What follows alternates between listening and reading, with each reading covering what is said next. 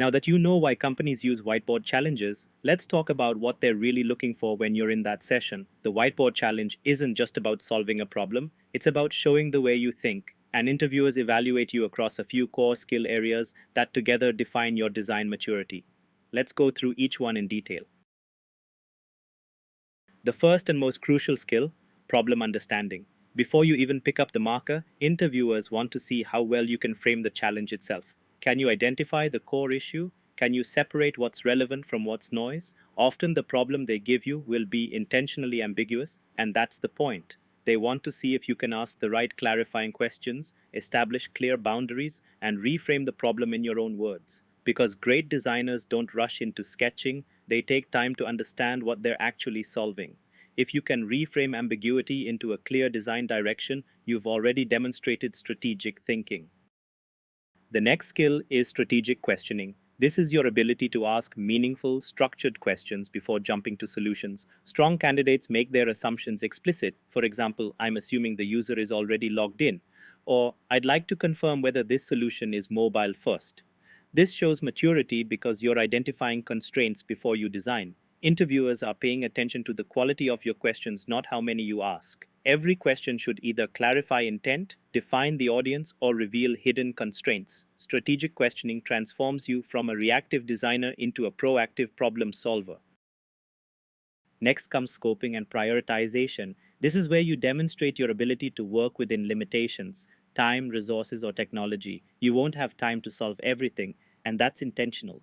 Interviewers want to see whether you can focus on high impact areas and make deliberate trade offs. A strong designer says, I'll focus on the onboarding experience first because that's where most drop offs occur. And if time permits, I'll outline potential improvements for the dashboard. That kind of thinking shows judgment, ownership, and awareness of value, not just effort. Then comes UX design excellence. This is where your understanding of design principles, user research insights, interaction patterns, and information architecture really shines. It's about applying your foundational UX skills to this specific challenge, translating empathy into clear interaction flows, logical hierarchies, and usable structures. Remember, you're not expected to produce pixel perfect screens, but your ideas should still reflect usability, accessibility, and user centered logic. Interviewers are looking for evidence that you can apply your knowledge, not just talk about it. Next, we have business acumen, and this one's often overlooked. Many designers stay focused on the user experience, but hiring teams want to see if you can balance business goals, technical feasibility, and user needs. They might ask, what would you prioritize if we only had 2 weeks to ship this? Your answer should show that you understand trade offs and how design impacts broader organizational objectives. When you demonstrate business awareness, you're no longer just a designer, you're seen as a strategic partner who can influence outcomes.